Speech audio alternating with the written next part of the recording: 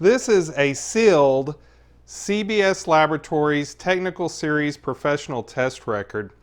This is a favorite among vinyl enthusiasts. You can find posts about this record on Vinyl Engine and other online forums, but there really isn't very much about it on YouTube.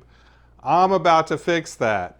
I'm going to unseal this, check out the contents, drop the needle on this record, digitize it, and tell you all about it coming up on ThriftyAV.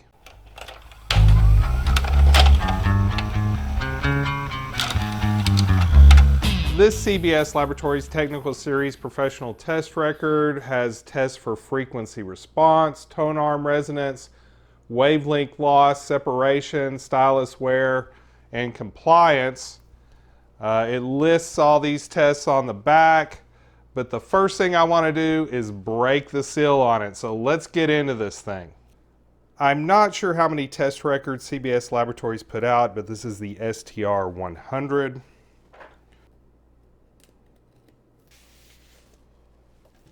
This booklet actually has details about multiple test records. I have the STR 100 stereophonic frequency test record, but they also have a record for square waves tracking and intermodulation.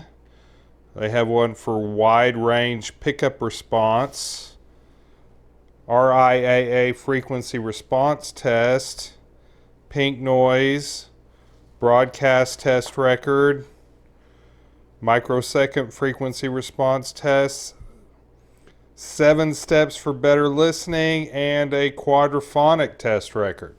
Here are technical notes for audio engineers.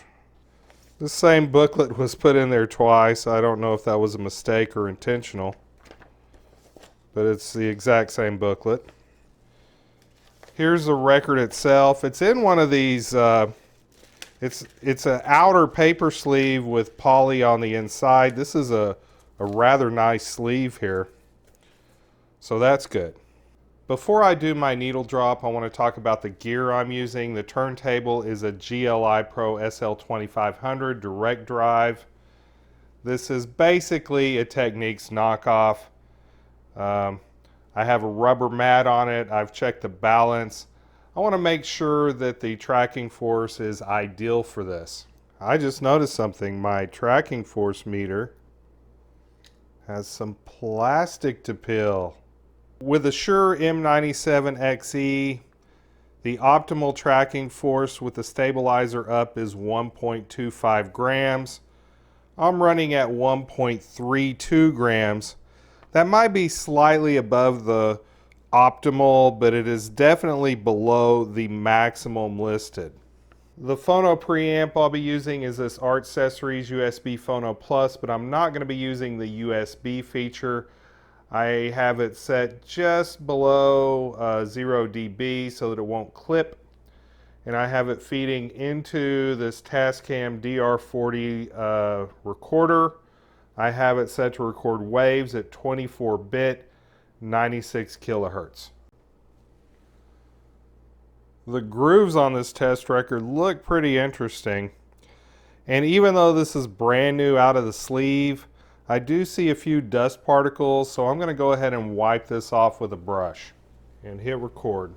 Unfortunately, due to some bad cabling, my virgin needle drop was lost. This is the third needle drop I've done on this record. You will not be hearing the raw wave files that I captured on this record because I will be discussing what's on this record, and levels will be adjusted so that you can hear my voice. If you want an upload of the raw wave files, let me know in the comments and I'll see what I can do. The record starts with a left channel tone of 1000 Hz followed by a left channel frequency sweep. The sweep starts at 40 Hz, so you need any kind of low pass filter turned off for accurate representation of this.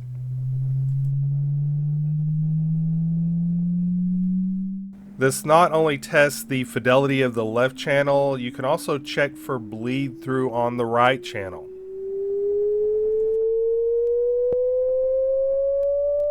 And you heard a little pop there. This demonstrates that even new vinyl is not perfect.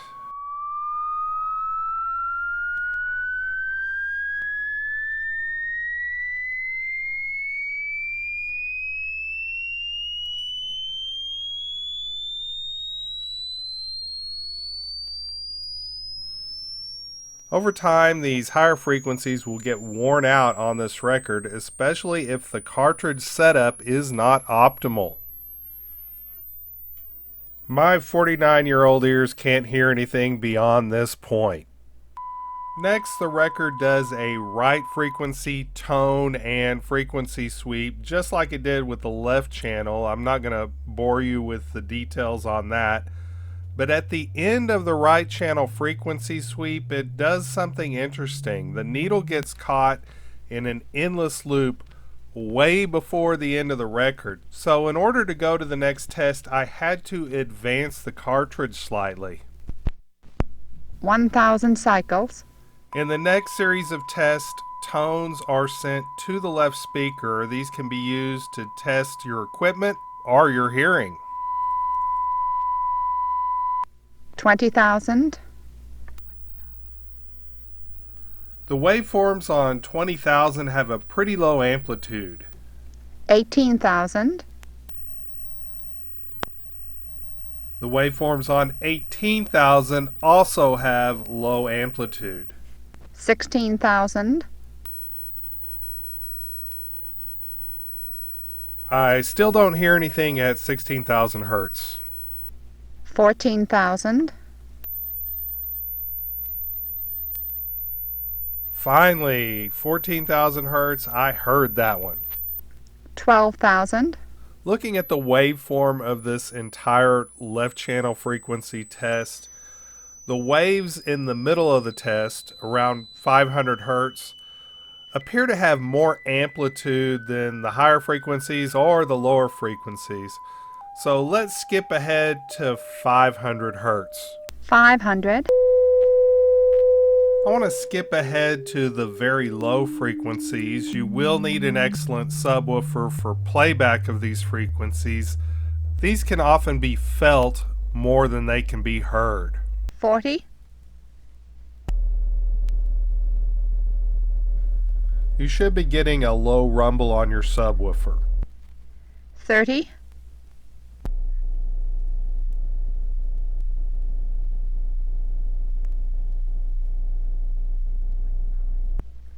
25. This one may be below the frequency of most subwoofers. 20. This is the low end of human hearing and sound reproduction. At this point, the needle went into another endless loop, so I had to nudge it forward for the next test. This next test is for Tonearm resonance overtones. It can also test to see if your speaker cabinet has resonant frequencies. After the left channel test tone is a left channel glide tone.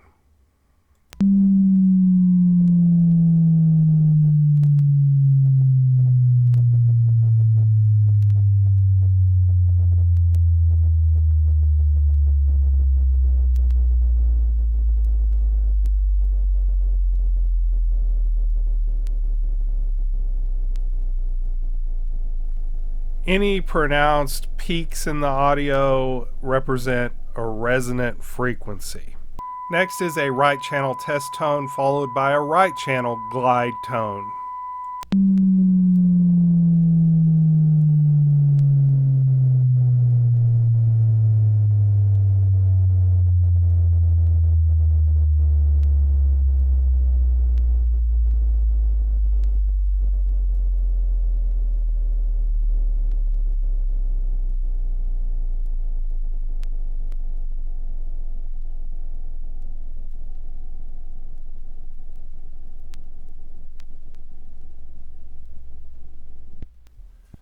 After the glide tones, the record hits another endless loop. When you nudge it forward, you get one more left channel test tone followed by a right channel test tone, and that concludes side one.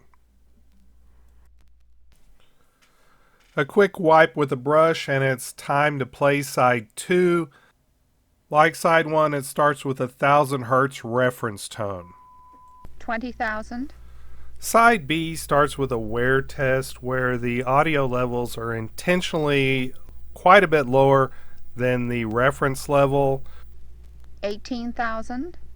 You're supposed to listen through these and hear the first perceptible frequency, and that's supposed to tell you about the amount of 16,000. wear on your stylus or on the record for that matter. 14,000. On this left channel test, 14,000 is barely perceptible. 12,000.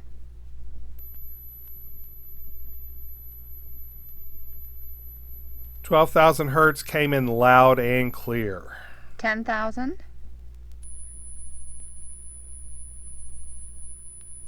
And this test stops at 5,000 Hertz. 5,000.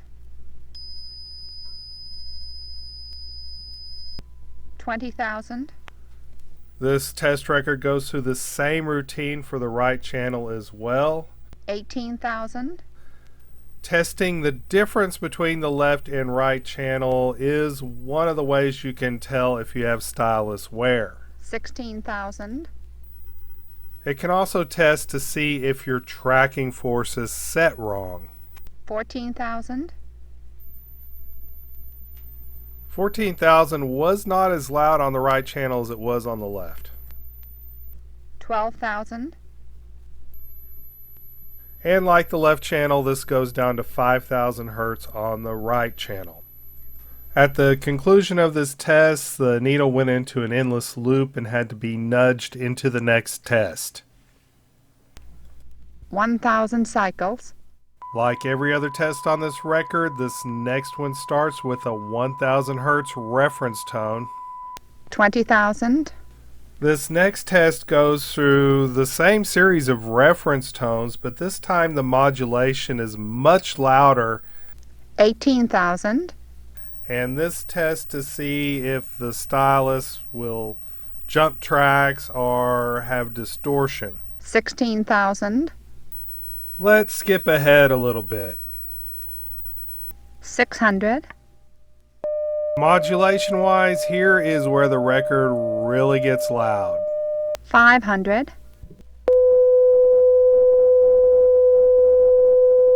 200. This series of tones goes all the way down to 20 Hertz. 20.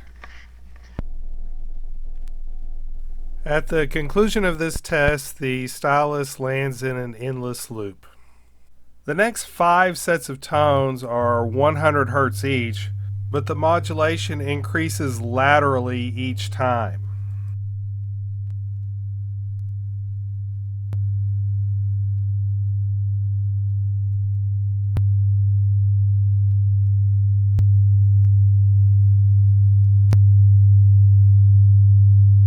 A slight nudge and it's on to the vertical compliance test.